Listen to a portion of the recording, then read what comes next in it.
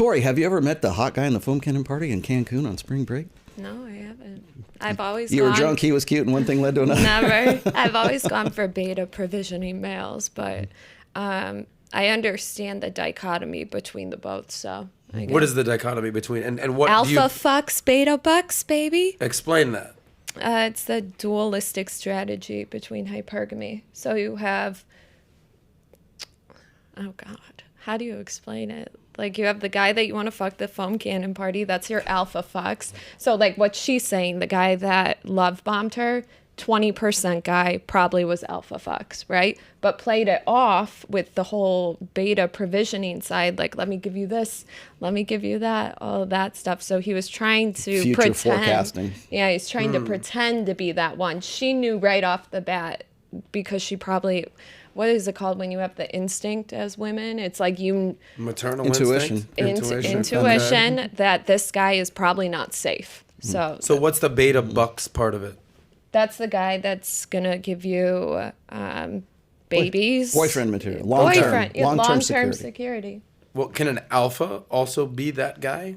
That's the balance, right? Yeah, I argue that you're gonna meet either the alpha guy or the beta guy. It's almost impossible to meet one that encompasses both. So what girls mostly do is even when they think they lowered their standards, they were probably fucking with the 20% dude. Have you ever thought about a guy that you're like, damn, I lowered my standards. This guy was a piece of shit. Something like that.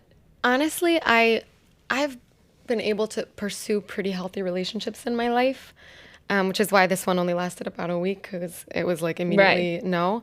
But I don't know. It's hard for me Did he to creep, did he creep you out? Why did you guys break up? So I was telling him I need you to take a step back because it's a little bit too intense for me. And he was like, yeah, fine, no, whatever.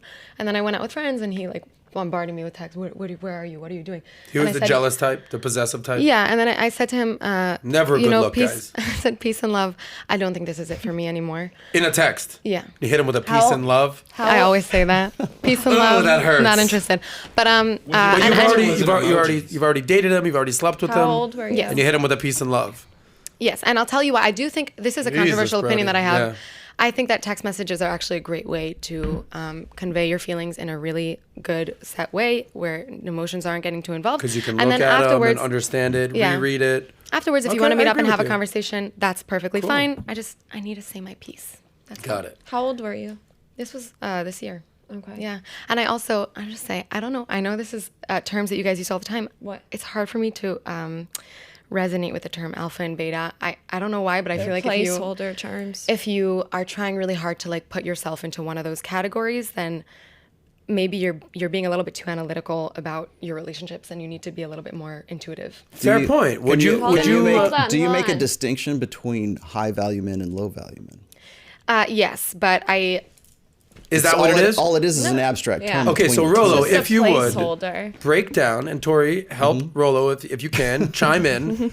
These alpha fucks, beta bucks, high value men, low value men. Just explain that so the audience fully understands what you're talking about. Well, people get bent out of shape whenever I use the term alpha. I hate the word. Unironically, yeah, I hate right? it. Literally, I have a reaction in my body that's like... Yeah, exactly. And because it's just the terminology. If I said high value man, you'd be like, oh, okay, what does he mean? But like, well, honestly, be more even that now, I'm kind of like, okay. Well, because you probably haven't met the guy who is a high value guy that is, that encompasses both.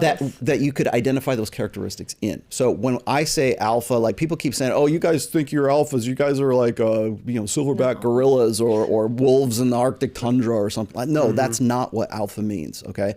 It's not about like this, analytical animal kingdom definition of it. It is an abstract term so that we can use that to get onto other topics so that we can say, okay, there's a high value. You want to call it high value man? Fine. You want to call it an alpha? Fine. Whatever it is, there are guys who have better value, higher value than lesser men. Is an alpha a winner?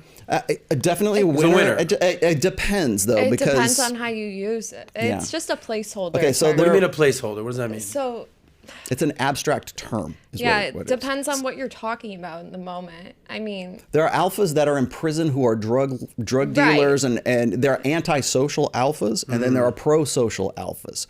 I use this. Here's a good way to determine the two. Okay, so there is Captain America and Iron Man, Tony Stark, right? Both alpha, but both different archetypes of alpha. So you have Captain America, who's squeaky clean and very upstanding, very pro-social. And then you have sort of the scoundrel alpha, who is like Tony Stark, Iron Man.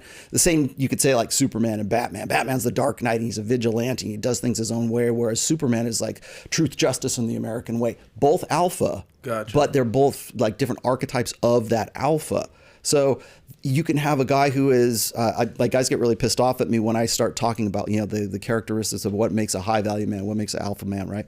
And then they'll say, well, you know, an alpha to me is a guy who's, you know, takes care of his kids, and he's married, and he's a leader in the church, and he's got his own business, and he's got this, and maybe he's ex-military, blah, blah, blah, whatever it is. And that's the sort of Superman archetype that they have. And then there's the guy who's like the scoundrel kind of guy who does things his own way. Yeah. And I tell them, I say, look, there are just as many alphas at church as there are in prison right now. So it just depends on, alpha is a mindset. It's not a demographic.